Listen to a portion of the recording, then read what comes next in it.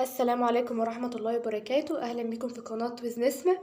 النهاردة هنكمل بقية حل كتاب العلوم للصف الثاني الإعدادي. هنبدأ حل بأسئلة الأكمل.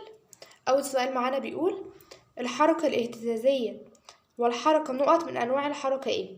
أنا عندي نوعين من الحركة، عندي حركة دورية وعندي حركة انتقالية. الحركة الدورية ليها تنقسم لحاجتين، حركة اهتزازية وحركة موجية. يبقى أنا عندي نوعين من الحركة، انتقالية ودورية. الدورية هي اللي بتنقسم لحاجتين، اهتزازية وموجية. يبقى أنا هنا الاهتزازية ناقص لي الموجية، وهي من أنواع الحركة الدورية. 2. تتناسب سرعة الجسم المهتز. سرعة الجسم المهتز تكون ايه أثناء مروره بموضع السكون، وبيحصل لها ايه بالابتعاد عنه. سرعة الجسم المهتز عند موضع السكون، يعني لو اعتبرنا ان ده موضع السكون، سرعة الجسم المهتز بتكون أكبر ما يمكن. أول ما بتبتعد عن موضع السكون ده سرعة الجسم المهتز بتقل. يبقى 2. سرعة الجسم المهتز بتكون ايه؟ أكبر ما يمكن أثناء مروره بموضع السكون، وتقل بالابتعاد عنه. 3. تتناسب طاقة الحركة تناسب ايه مع الكتلة وايه مع السرعة. أنا عندي قانون طاقة الحركة بيقول ايه؟ قانون طاقة الحركة نص الكتلة في مربع السرعة. نحفظ قانون طاقة الحركة ده لأنه مهم، وهيجيلنا معاه علاقات في أسئلة جاية. بقانون طاقة الحركة هو نص الكتلة في مربع السرعة، يعني بيتناسب ايه مع الكتلة؟ طردي. بيتناسب كتل مع الكتلة طردي مع الكتلة، وبيتناسب ايه مع السرعة طردي، بس مش مع السرعة بس، مع مربع السرعة.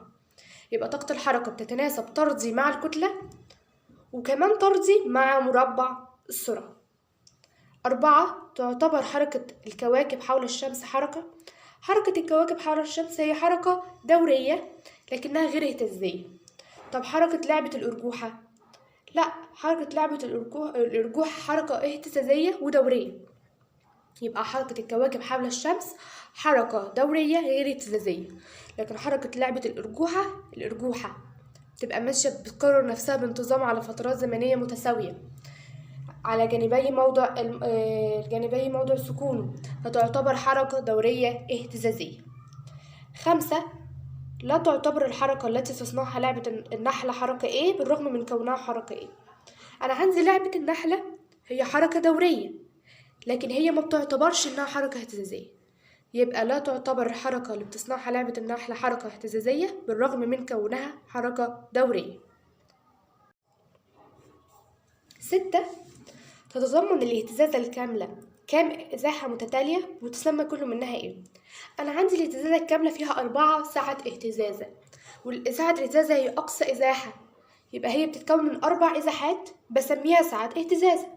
يبقى تتضمن الاهتزازة الكاملة 4 إزاحات متتالية تسمى كل منهما سعة اهتزازة. 7. وحدة قياس سعة الاهتزازة إيه؟ وحدة قياس سعة الاهتزازة بالمتر.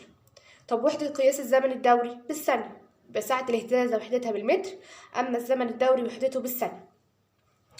تمام. عندي 8. هو مسألة جايبها في صورة أكمل. بندول بسيط أقصى إزاحة بيحدثها بعيدا عن موضع سكونه 5/10 متر. أقصى إزاحة يحدثها بعيدا عن موضع سكونه، تعريف إيه ده؟ تعريف سعة الاهتزازة. سعة الاهتزازة هي أقصى إزاحة يحدثها الجسم بعيدا عن موضع سكونه، وهو طالبها. يبقى سعة الاهتزازة بتساوي 5/10 متر. يبقى أنا جبتها بس من التعريف من غير ما أحل مسألة. تمام. بيقول لي سعة الاهتزازة دي هتكون خلال 5/10 ثانية، وهو طالب الزمن الدوري. الزمن الدوري بيساوي ايه؟ الزمن الدوري هو زمن الاهتزازة كاملة، وزمن الاهتزازة الكاملة بيساوي ايه؟ زمن الاهتزازة الكاملة 4 في 8 ساعات الاهتزاز. أنا عندي ساعة الاهتزاز الواحدة 5/10 ثانية، يبقى الزمن الدوري 4 في 5/10 ثانية هتساوي 2 ثانية. يبقى ساعة الاهتزاز هتساوي 5 ثانية، والزمن الدوري 4 في 5/10 هتساوي 2 ثانية. تمام. 9. الهرتز ده وحدة قياس ايه؟ الهرتز وحدة قياس التردد. يبقى الهرتز هو وحدة قياس التردد. 10. صمم العالم الساعة البندولية باعتبار ان البندول بيتذبذب بتردد ثابت مهما اتغيرت ايه؟ عالم هينجز هو اللي صمم الساعة البندولية باعتبار ان البندول بيتذبذب بتردد ثابت مهما اتغيرت ايه؟ مهما اتغيرت ساعة الاهتزازة. ساعة الاهتزازة مهما اتغيرت البندول بيتذبذب بتردد ثابت. تمام. 11. الكيلو هرتز بيعادل كام هرتز، والميجا هرتز بيعادل كام هرتز. تمام. احنا عندنا الشكل ده نحفظه، ان الهرتز فيه 10 أس 3 كيلو، 10 أس 3 كيلو هرتز، و10 أس 6 ميجا هرتز، و10 أس 9 جيجا هرتز. فهو عايز ايه هنا عندنا؟ هو عايز الكيلو هرتز فيه كام هرتز؟ الكيلو هرتز فيه 10 أس 3 هرتز، يبقى هنا هكتب 10 أس 3. تمام. الميجا هرتز فيه كام هرتز؟ الميجا هرتز فيه 10 أس 6 هرتز، يبقى هنا هكتب 10 أس 6 هرتز. بس فانا احفظ بس الارقام، الكيلو فيه كام، والميجا كام، والجيجا كام، واقدر احل المسألة دي. 12 يقول لي 20 ميجا هرتز فيها كام جيجا هرتز؟ برضو بشكل المعادلات ده. احنا عندنا هو العلاقة اللي عايزها بين الميجا وما بين الجيجا. تمام. من ميجا لجيجا، هو عايز يحول من ايه؟ من ميجا لجيجا. الميجا لجيجا يعني هيحول من الصغير للكبير. حول من الصغير للكبير يعني هقسم، او اللي انا هضرب في 10 أس سالب.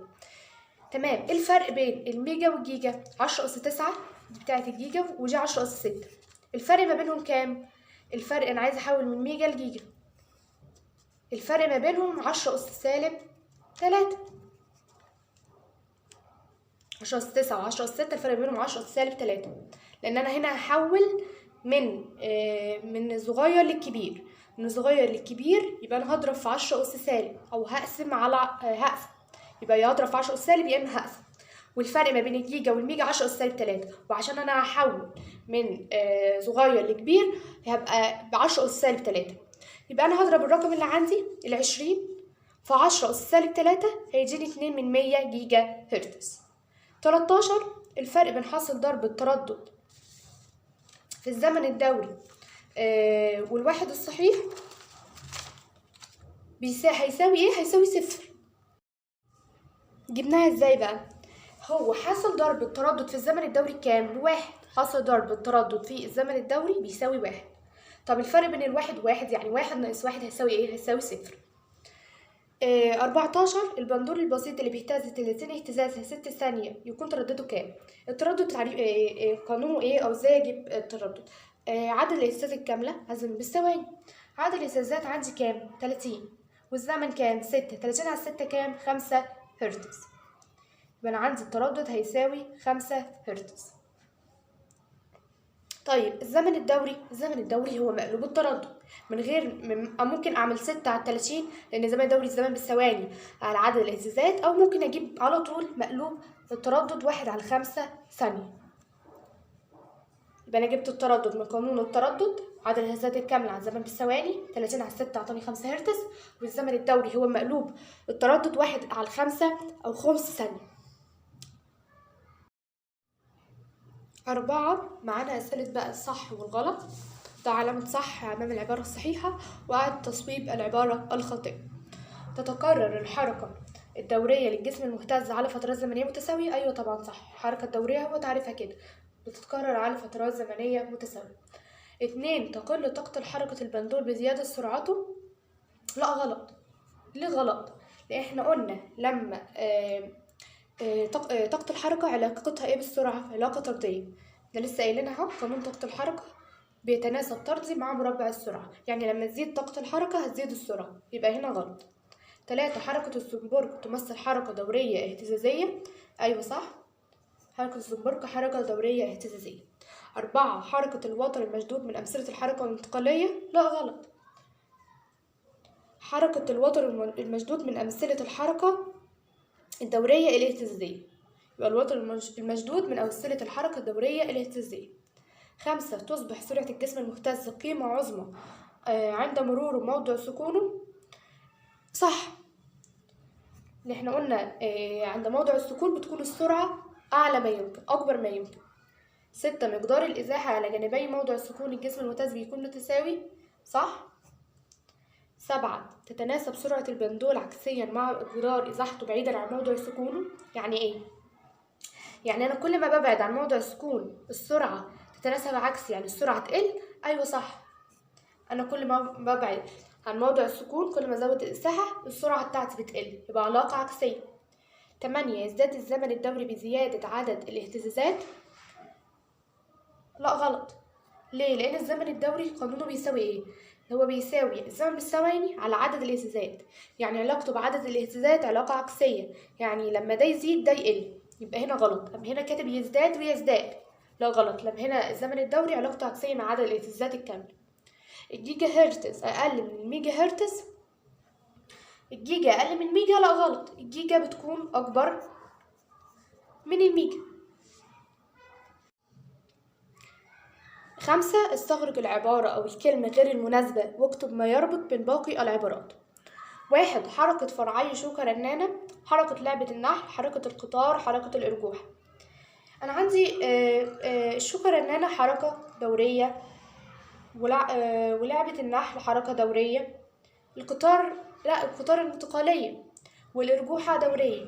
يبقى المختلف عندي هو حركة القطار. الباقي بتكون أمثلة للحركة الدورية، أمثلة للحركة الدورية. مش هقدر أقول هنا إن هي أمثلة حركة دورية اهتزازية، لأن أنا عندي لعبة النحل هي حركة دورية غير اهتزازية، فأنا هقول أمثلة الحركة الدورية لأن كلهم حركة دورية ما عدا حركة القطار انتقالية. 2. حركة البندول البسيط، حركة الزنبرك، حركة لعبة النحل، حركة الوتر المشدود. البندول البسيط دورية اهتزازية، الزنبرك دورية اهتزازية، لعبة النحل دورية بس غير اهتزازية، الوتر المشدود دورية اهتزازية. يبقى المختلف عندي لعبة النحل هي دورية لكنها غير اهتزازية، والباقي أمثلة للحركة الدورية الاهتزازية، أمثلة للحركة الدورية الاهتزازية. 3. سعة الاهتزاز والتردد والطول الموجي الاهتزاز الكامل. وايه اللي احنا اصلا ما اخدناهوش لحد دلوقتي؟ الطول الموجي. الباقي ليه علاقة بايه؟ ليه علاقة بالحركة الاهتزازية، مفاهيم ليها علاقة بالحركة الاهتزازية، يبقى مفاهيم للحركة الاهتزازية. الطول الموجي مش منه. 4. النانومتر والهرتز والجيجا هرتز والميجا هرتز. المختلف النانومتر المختلف لأن الهرتز والجيجا والميجا هرتز دوم أمثلة أو وحدات قياس للتردد، وحدات قياس للتردد.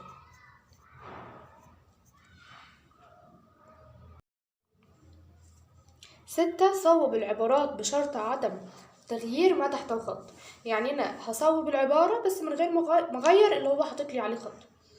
حركة كل من البندول البسيط ولعبة النحل تمثل حركة دورية اهتزازية. البندول البسيط هو من حركة دورية اهتزازية، صح. طب لعبة النحل لا، لعبة النحل هي حركة دورية لكنها غير اهتزازية.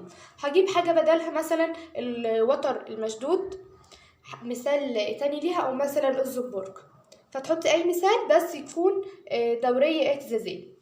2. الزمن الدوري هو زمن 4 اهتزازات كاملة. لا، والزمن الدوري هو زمن الاهتزاز الكاملة، يبقى هغير 4 حط هو زمن اهتزاز كاملة.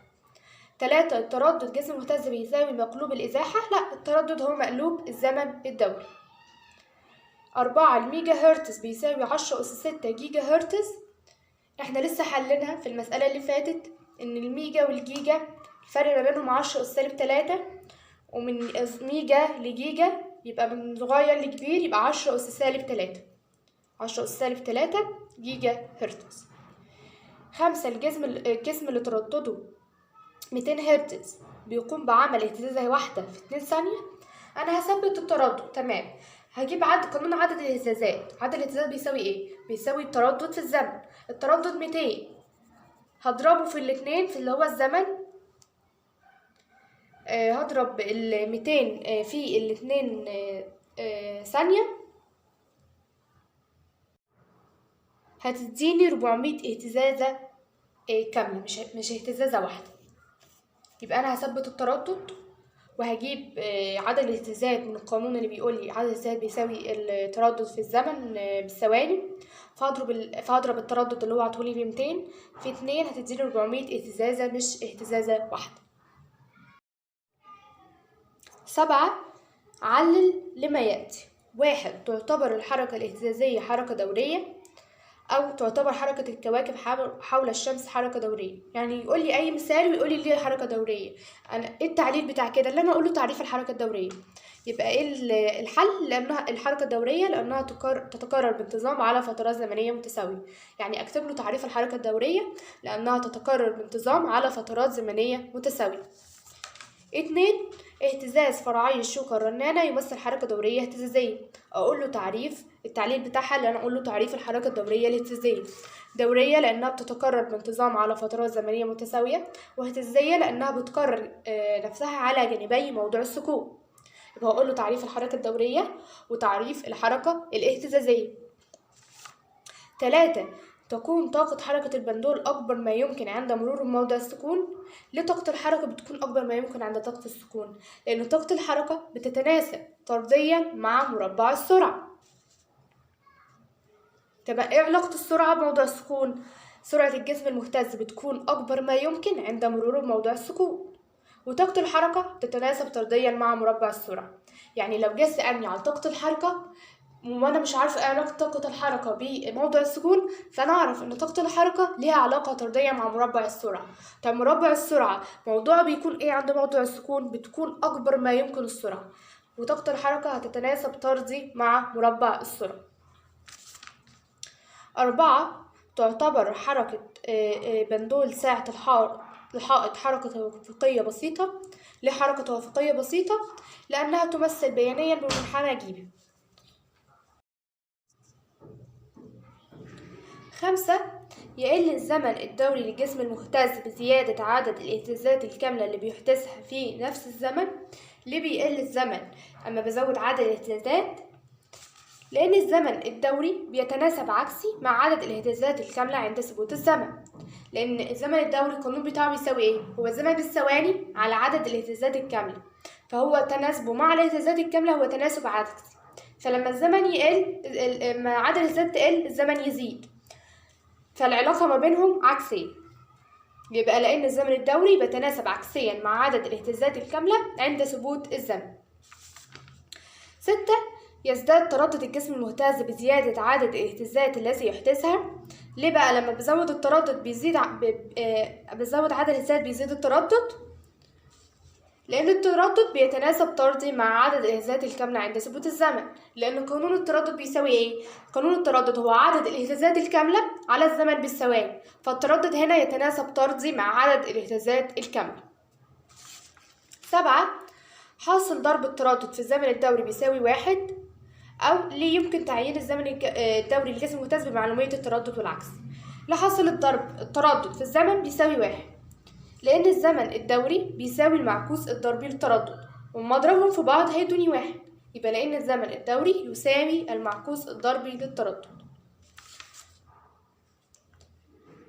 8. يقل تردد الجسم المهتز بزيادة زمنه الدوري. ليه بيقل التردد لما بزود الزمن؟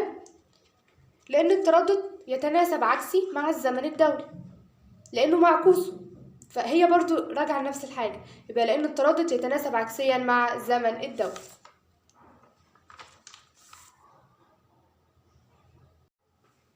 8. المقصود بالحركة الدورية. الحركة الدورية هي الحركة اللي بتتكرر بانتظام على فترات زمنية متساوية. ده تعريف الحركة الدورية. يبقى الحركة اللي بتتكرر بانتظام على فترات زمنية متساوية. تعريف الحركة الاهتزازية. الحركة الاهتزازية هي الحركة الدورية اللي بيحدثها الجسم المهتز على جانبي موضوع سكون بحيث تتكرر بانتظام على فترات زمنية متساوية. يبقى الحركة الاهتزازية هي الحركة الدورية اللي بيحدثها الجسم المهتز على جانبي موضع سكونه بحيث تتكرر بانتظام على فترات زمنية متساوية. تعريف ساعة الاهتزازة.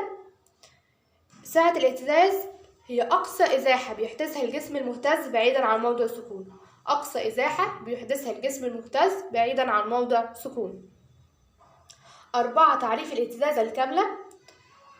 هي الحركة اللي بيحدثها الجسم المهتز عندما يمر بنقطة ما في مسار حركته مرتين متتاليتين في اتجاه واحد.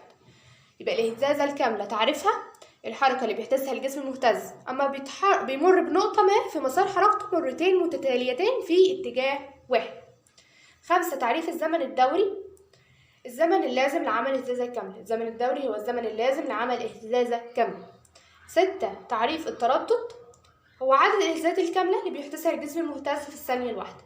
عدد الاهتزازات الكاملة اللي بيحدثها الجسم المهتز في الثانية الواحدة. 9. ما معنى قولنا أن 1. أقصى إزاحة يحدثها الجسم المهتز 6 سنتيمتر. أقصى إزاحة ده تعريف إيه؟ ده تعريف سعة الاهتزاز. هقول أي أن سعة الاهتزاز للجسم المهتز هتساوي 6 سنتيمتر. أو كمان إحنا قلنا الوحدة الأساسية لقياس سعة الاهتزاز بالمتر، فهقسم 6 على 100 هتديني 6 من 100 متر. يبقى أقول أي أن سعة الاهتزاز للجسم المهتز هتساوي 6 سنتيمتر أو 6 من 100 متر. 2. سعة اهتزاز الجسم المهتز 5 سنتيمتر. هنا جايب لي العكس، هنا جايب لي سعة الاهتزاز كمفهوم وعايز يعرفها. فهقول إن أقصى إزاحة بيحدثها الجسم المهتز بعيدا عن موضع سكونه هتساوي 5 سنتيمتر أو 5 من 100 متر. يبقى في أول واحدة هو جاب لي تعريف السعة وأنا قلت له دي سعة اهتزاز. في تاني واحدة هو جاب لي سعة الاهتزاز كمفهوم، وبعد كده أنا عرفتها إن هي أقصى إزاحة بيحدثها الجسم المهتز بعيدا عن موضع سكونه هتساوي 5 سنتيمتر، أو لو بالمتر هتساوي 5 من 100 متر. 3. الزمن الدوري لجسم مهتز 1/10 ثانية. هعرف الزمن الدوري أي أن الزمن اللازم لعمل اهتزازة كاملة هيساوي 1/10 ثانية. 4. الزمن اللي بيستغرقه جسم مهتز في عمل 30 اهتزازة بيساوي 10 ثانية. هنا جايب لي الاهتزازة الكاملة كام وكام ثانية، وجايب لي عايز الزمن اللي بيستغرقه. فأقول الزمن الدوري هيساوي الزمن بالثواني على عدد الاهتزازات الكاملة. فالزمن بالثواني هنا 10 على عدد الاهتزازات هنا 30، 10 على 30 هيساوي تلت ثانية أو 3/10 ثانية. 5. الزمن اللازم لعمل 4 ساعات اهتزازة بيساوي 2 ثانية. 4 ساعات اهتزازة دي يعني ايه؟ الزمن الدوري أو الزمن الاهتزازات الكاملة بيساوي الزمن اللازم لعمل بيساوي 4 في زمن ساعة الاهتزازة. يعني 4 في زمن ساعة الاهتزازة هيديني الزمن الدوري. يبقى الزمن الدوري هو الزمن 4 في زمن ساعة اهتزازة. فهو بيقول لي الزمن ل4 ساعات اهتزازة، هو قصده هنا الزمن الدوري. يبقى أقول الزمن الدوري هيساوي 2 ثانية. يبقى هو هنا جايب لي تعريف الزمن الدوري بس بطريقة تانية. يبقى أنا أعرف إن الزمن الدوري هو بيساوي 4 زمن ساعة اهتزازة، وهو جايب لي الزمن اللي عمل 4 ساعات اهتزازة 2 ثانية. يبقى الزمن الدوري بيساوي 2 ثانية. 6. تردد شوكة رنانة 256 هرتز. تردد شوكة رنانة 256 هرتز يعني ايه؟ يعني أعرف التردد أي أن عدد الاهتزازات الكاملة اللي بيحدثها الشوكة الرنانة في الثانية الواحدة هيساوي 256 اهتزازة كاملة. يبقى أعرف التردد وأقول إن عدد الاهتزازات الكاملة اللي بيحدثها الشوكة الرنانة في الثانية الواحدة تساوي 256 اهتزازة كاملة. 7. عدد الاهتزازات الكاملة اللي بيحدثها جسم مهتز في زمن قدره دقيقة ونص بيساوي 540 اهتزازة كاملة. في دقيقة ونص وعطيني الزمن وعطيني عدد الاهتزازات، يبقى أنا المفروض أجيب إيه؟ أجيب له التردد، لأنه عدد الاهتزازات الكاملة اللي بيحدثها في زمن قدره كده تعريف التردد. يبقى التردد هيساوي عدد الاهتزازات الكاملة. التردد هيساوي إيه؟ عدد الاهتزازات الكاملة اللي هو 540 على الزمن بالثواني. الزمن هنا دقيقة ونص. دقيقة ونص الدقيقة فيها كام ثانية؟ فيها 60 ثانية. والنص فيه كام ثانية؟ فيه 30 ثانية. يبقى 540 على 30 زائد 60 يعني 540 على 90 هتساوي 6 هرتز. يبقى هقول أن أي أن التردد هيساوي 6 هرتز. أنا كده جبت تعريف التردد بقانون عدد الاهتزازات الكاملة على الزمن بالثواني. خلي بالي الدقيقة فيها 60 ثانية، نص دقيقة فيها 30، فأنا جمعتهم عطولي 90 ثانية. 10. متى تكون حركة جسم حركة دورية؟ امتى تكون حركة الجسم حركة دورية؟ هعرف الحركة الدورية. أقول عندما تتكرر بانتظام على فترات زمنية متساوية. هنا أقدر أقول عليها إن هي حركة دورية. يبقى عندما تتكرر بانتظام على فترات زمنية متساوية. 2. الحركة الدورية، امتى أقول إن الحركة الدورية دي حركة اهتزازية؟ يبقى أعرف الحركة الاهتزازية اللي هي دورية. يبقى 2. عندما تتكرر بانتظام على فترات زمنية متساوية على جانبي موضع السكون. ده تعريف الحركة الاهتزازية، إن هي حركة دورية بتتكرر بانتظام على فترة زمنية متساوية على جانبي موضع السكون. متى تكون سرعة كرة بندول أكبر ما يمكن؟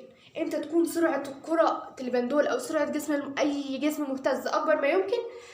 أما يكون عند موضع السكون. يبقى عند مرور موضع السكون، أو عند مرور كرة البندول بموضع السكون زي ما هو جايب لي في السؤال إن هي كرة بندول، يبقى أقول عند مرور كرة البندول بموضع السكون، هنا هتكون السرعة أكبر ما يمكن. 4. تكون طاقة حركة كرة البندول أقل ما يمكن. إمتى تكون طاقة الحركة أقل ما يمكن؟ يبقى طاقة الحركة إيه علاقتها بالسرعة؟ علاقة طردية. طب السرعة بيحصل لها إيه لما إمتى بتكون السرعة أقل ما يمكن؟ أما توصل لأقصى إزاحة بعيدا عن موضع السكون.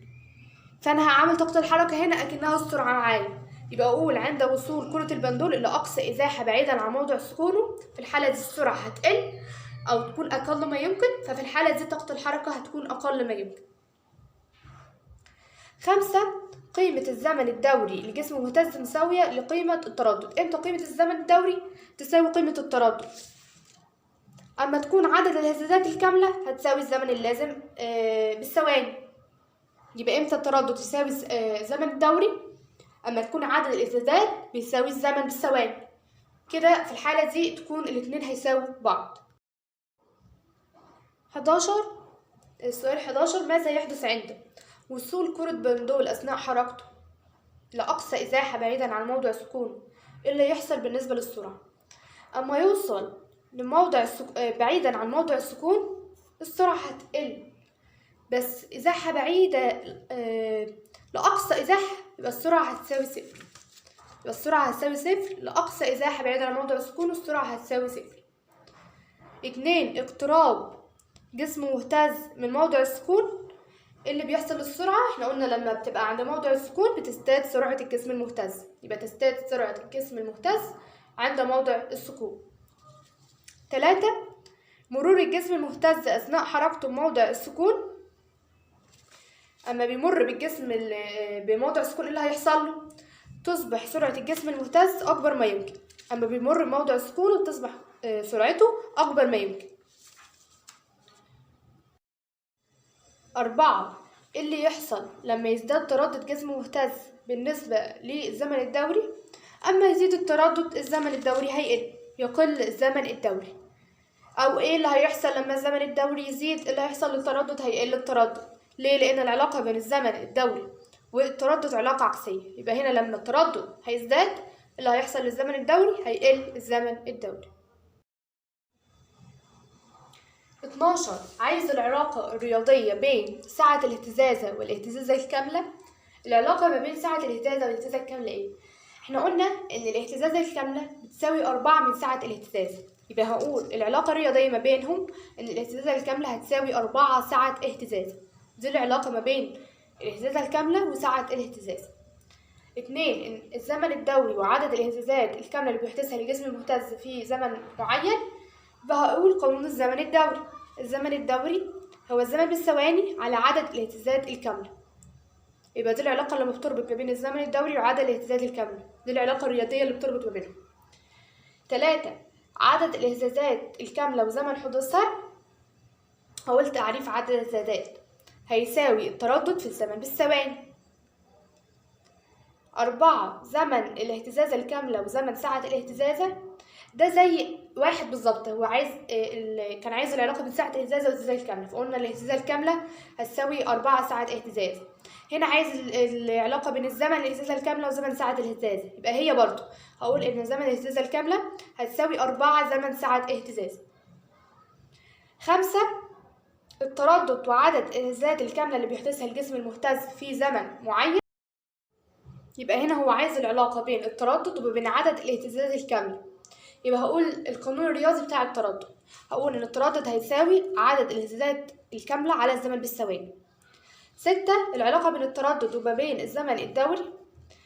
ان التردد هو مقلوب او معكوس الزمن الدوري، التردد بيساوي 1 على الزمن الدوري، دي العلاقة اللي بتربط بينهم، ان التردد بيساوي 1 على الزمن الدوري.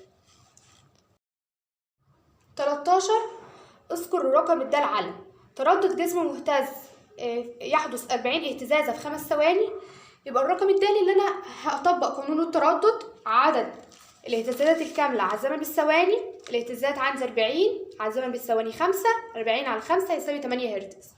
انا كده جبت التردد يساوي عدد الاهتزازات الكاملة على الزمن بالثواني 40 على 5 يساوي 8 هرتز.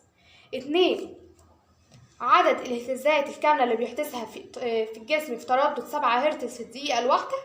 يبقى هنا هو عايز عدد الاهتزازات لأنه عاطيلي التردد وعاطيلي الزمن، فأقول عدد الاهتزازات بيساوي إيه؟ بالمثلث ده احنا عارفينه إن عدد الاهتزازات الكاملة بيساوي التردد في الزمن بالثواني طبعا. يبقى التردد في الزمن بالثواني، التردد هو هنا عطولي بكام؟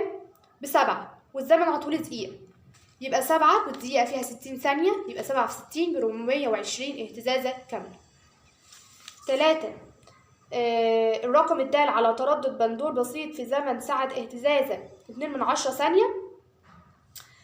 هنا الأول زمن سعة الاهتزاز دي ممكن أجيب منها إيه؟ أنا عارفة إن الزمن الدوري هو بيساوي 4 زمن سعة اهتزاز، يعني أنا لو ضربت 2/10 دي في 4 هجيب الزمن الدوري، ومن الزمن الدوري أقدر أجيب التردد لأن التردد هو مقلوب الزمن الدوري. يبقى أنا الأول هجيب الزمن الدوري. الزمن الدوري هيساوي زمن اهتزازة كاملة اللي هو 4 في زمن سعة اهتزازة، فهيساوي 4 في 2/10 ب8/10 ثانية. أنا جبت كده الزمن الدوري باللي أنا ضربت 4 في زمن سعة اهتزازة واحدة اللي هو عطاهالي ب2/10 ثانية. وأجيب التردد اللي هو 1 على 8/10 بقى اللي هو مقلوب الزمن الدوري، يبقى هتبقى 1.25 هرتز. يبقى أنا كده جبت التردد. 4 حاصل ضرب التردد في الزمن الدوري، يعني هضرب في المعكوس الضربي بتاعه ب1، دي ثابتة. الواحد دي ثابتة اللي هو حاصل ضرب التردد في الزمن الدوري.